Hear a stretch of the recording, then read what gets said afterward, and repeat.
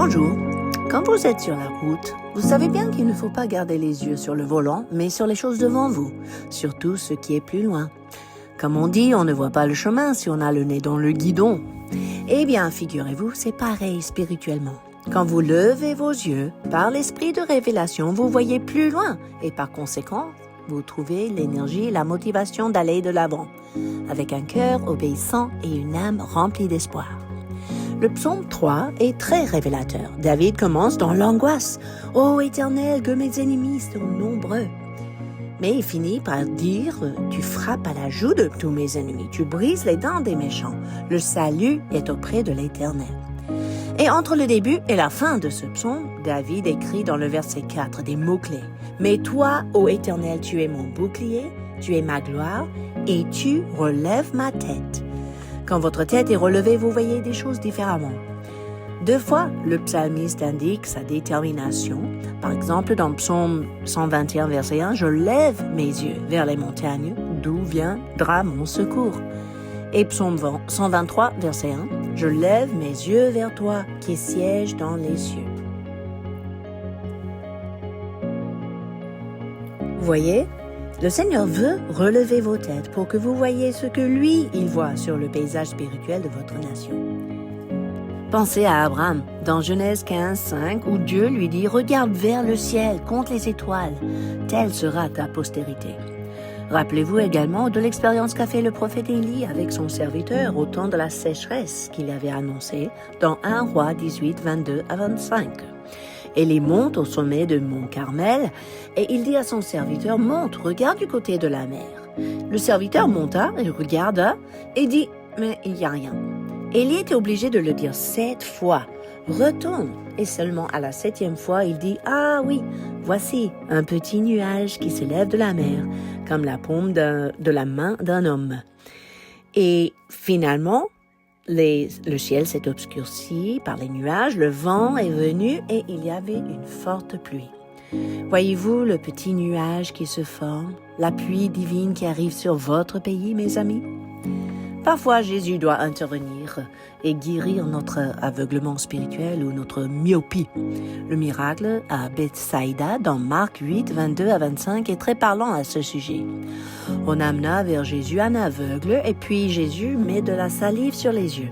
Il impose les mains, il demande s'il voyait quelque chose et l'aveugle dit « Bon, maintenant j'aperçois les hommes, mais j'en vois comme des arbres qui marchent. » Jésus lui mit de nouveau les mains sur les yeux et finalement l'aveugle finit par tout voir distinctement.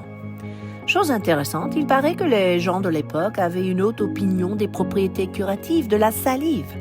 Et il est possible que Jésus a utilisé la sienne pour faire savoir à l'entourage qu'il était en train de guérir.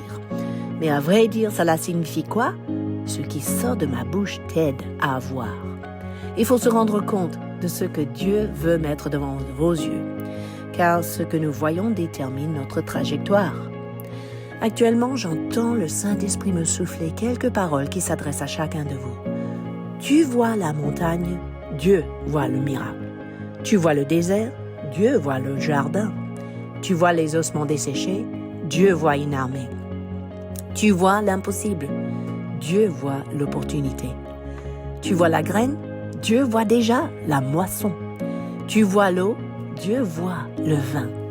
Tu vois l'ennemi, Dieu voit son marchepied.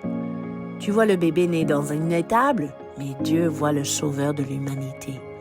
Tu vois ton péché, Dieu voit le sang de son Fils. Tu vois ton échec, Dieu voit ton école. Tu vois tes erreurs, Dieu voit sa rédemption. Tu vois un mendiant, Dieu voit son enfant. Tu vois ton problème, Dieu voit la provision. Tu vois une crise, Dieu voit une solution. Tu vois le fatigué, Dieu voit le guerrier. Tu vois les agités, Dieu voit les apaisés. Tu vois les traumatisés, Dieu voit les restaurer. Tu vois la faiblesse, Dieu voit sa force. Tu vois le doute, Dieu voit la foi. Tu vois le blessé, Dieu voit le guéri. Tu vois la souffrance, mais Dieu voit la réjouissance. Cela me fait penser à Jésus lui-même, qui, selon Hébreux 12, 2, a relevé sa tête pour voir la joie qui lui a été réservée. Il était capable de subir la croix, mépriser l'ignominie, et s'est assis à la droite du trône de Dieu. Les chrétiens persécutés dans le monde aujourd'hui sont capables de survivre la torture pour leur foi, pour la même raison. Et le premier martyr chrétien, Étienne, nous donne un exemple à suivre dans Actes 7, 54 à 56. En entendant ces choses, tout le monde autour de lui était furieux. Mais Étienne, rempli du Saint-Esprit et fixant les regards vers le ciel, vit la gloire de Dieu et Jésus debout à la droite de Dieu. Il dit même, « Voici, je vois les cieux ouverts, le Fils de l'homme debout à la droite de Dieu. » Il ne voyait pas les persécuteurs prêts à le tuer et le lapider. Vous savez, si vous savez exactement où diriger vos regards, vous pourrez endurer toute adversité. Celui qui relève vos têtes est avec vous. À bientôt!